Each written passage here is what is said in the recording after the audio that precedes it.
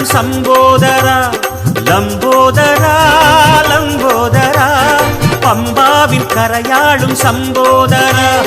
மலை வழி பயணம் துணை வர வேண்டும் மணிகண்டன் சோதரனே சபரி மாமலை காவலனே